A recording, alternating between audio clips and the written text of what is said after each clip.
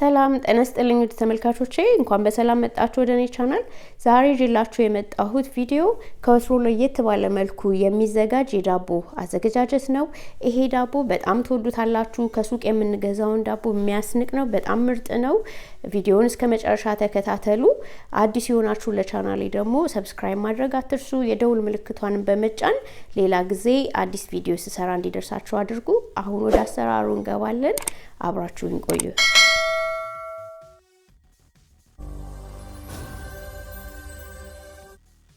እሺ የማቡኪያ ዕቃችን ውስጥ ለብ ያለ ወተት 150 ሚሊ ሊትር እናደርጋለን። የዳቦ እርሾ 7 ግራም ወይ 1 የሾርባ ማንኪያ፣ ስኳር 1 የሾርባ ማንኪያ፣ ዘይት ሩብ ኩባያ፣ ለብ ያለ ውሃ አሁንም 150 ሚሊ ሊትር አድርገን እንዲሟሟ ስኳሩ እስኪሟሟ ድረስ እንደዚህ እንበጠብጠዋለን። ከዛ የዳቦ ዱቄት 3 ኩባያ፣ ዱቄቱ ያው ውሃ እንደ አነሳሱ ነው አያያችሁ ውሃውን መጨመር። ከዛ የሻይ ማንኪያ ቤኪንግ ፓውደር፣ ግማሽ የሻይ ማንኪያ ጨው እናደርግና ማሽን ካለን በማሽን ከሌለንም በእጃችን ምንም ለውጥ የለውም። በጣም ብዙ ማሸት የሚያስፈልገው ነገር አይደለም። እንደዚህ እናቦካዋለን። ሊጡ በጣምም እንዳይቀጥንም በጣምም እንዳይደርቅ እዚህ ጋር እንደምታዩት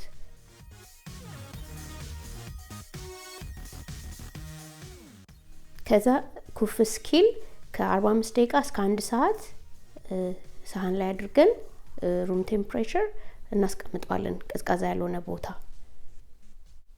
በኋላ ስናነሳው እንዲላቀቅ ዘይት መቀባት እንችላለን፣ ሳህኑንም ከላይም ሊጡ ላይም።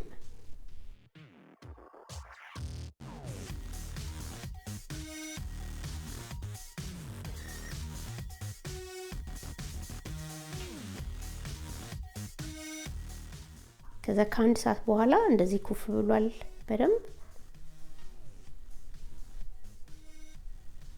ወርክቶፓችን ላይ አድርገን ቅርጽ እናስይዘዋለን፣ እንከፋፍለዋለን። እኔ አሁን 4 ዳቦ ነው ለመጋገር ያሰብኩት፣ አነስ ያለ። ስለዚህ ሊጡን 4 ቦታ ቆርጠዋለሁ።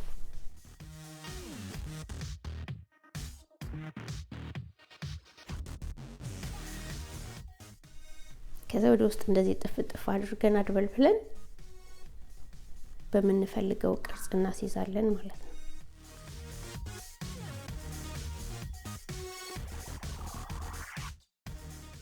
ይሄንም በእጃችንም ብንጠፈጥፈው ምንም ችግር የለም፣ ፍላት አድርገን።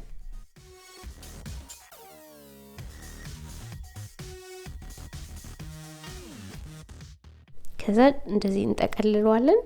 ጥግጥጉን ጫን እያልነው እንዳይፈታ።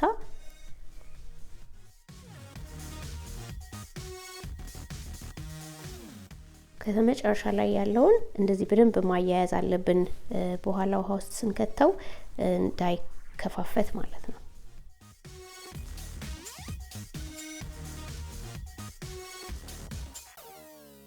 ውስጡም ውሃ እንዳያስገባ እና እንዳይበት ነው። እንደዚህ በደንብ እንዘጋዋለን።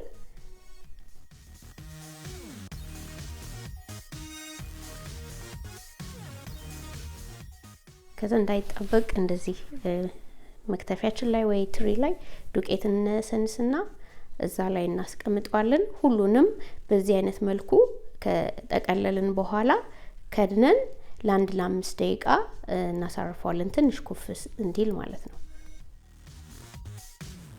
እዛ ከ5 ደቂቃ በኋላ ውሃ በትልቅ ድስት አድርገን እናፈላና ጨው ግማሽ የሻይ ማንኪያ አሁንም አድርጌበታለሁ ውሃው ላይ። ከዛ እንቀቅለዋለን ለ1-2 ደቂቃ። ይሄን የምናደርገው ይሄ ዘዴ የሚጠቅመን ምንድነው? ዳቦ ከላይ በጣም ኮርሽም ያለ ይሆናልና ውስጡ ለስላሳ ነው የሚሆነው። በጣም ቆንጆ ነው፣ ልክ ከሱቅ እንደምንገዛው ዳቦ ማለት ነው። እንደዛ እንዲሆን ይረዳል። እና ሊጡ ያልቦካ ከሆነ እዚህ ውሃው ስንከተው ወደ ታች ስምጥ ነው የሚለው እና በደንብ እንደዚህ ከተንሳፈፈ፣ የቦካ ከሆነ እንደዚህ ይንሳፈፋል ወደ ላይ። የዚህ መንገድ አሰራር ደግሞ ሌላው ጥቅሙ ዳቦ ሳይበላሽ ብዙ ቀን እንዲቆይ ይረዳናል፣ ፍሬሽ እንደሆነ። ውሃው በደንብ እንዲዳረሰው ትንሽ ቀስ ብለን እንደዚህ ጫን እናደርገዋለን። ከ2 ደቂቃ በኋላ እናወጣዋለን። የምንጋግርበት ትሪ ላይ ወረቀት የመጋገሪያ አድርገን እዛ ላይ እንደዚህ እንደረድረዋለን። እንዳይጠባበቅ በመሃል ትንሽ ከፈት አድርገን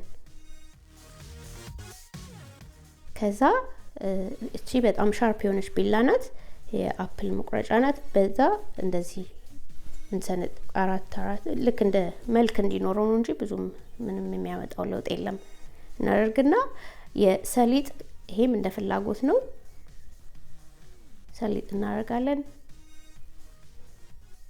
ከዛ ኦቨናችንን 200 ዲግሪ ሴልሺየስ ላይ አድርገን ለ30 ደቂቃ እናበስለዋለን። ይሄው እንግዲህ የኔ ከ30 ደቂቃ በኋላ እንደዚህ ቆንጆ ሆኖ በስሏል።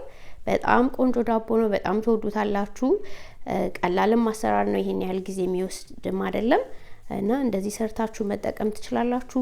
ውስጡንም እንደዚህ ቆርጣችሁ ብታዩት ዳቦን በጣም ውስጥ ድረስ በደንብ ይበስላል። በጣም ኮሽኮሽ ያለ ነው። ከላይ ልክ የአገር ቤት ዳቦን ነው የሚመስለው እና በጣም ጣፋጭ ነው። ተወዱታላችሁ። እዚህ ጋር ውስጡን ማሳያችኋለሁ ቆርጬ። በደንብ ነው የበሰለው።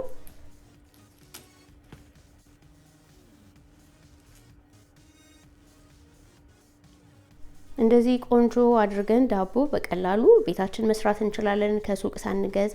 እንግዲህ ይሄንን ቪዲዮ ወዳችሁታል ብዬ ተስፋ አደርጋለሁ። ከወደዳችሁት ላይክ፣ ኮሜንት እና ሼር አድርጉ። ለቻናሌ ደግሞ አዲስ የሆናችሁ ሰዎች ሰብስክራይብ ማድረግ አትርሱ። ደውሏንም በመጫን ሌላ ጊዜ አዲስ ቪዲዮ ስሰራ ኖቲፊኬሽን እንዲደርሳችሁ ማድረግ ትችላላችሁ። እስካሁን ስለተከታተላችሁኝ በጣም አመሰግናለሁ። በሌላ ቪዲዮ እስከምንገናኝ መልካም ቆይታ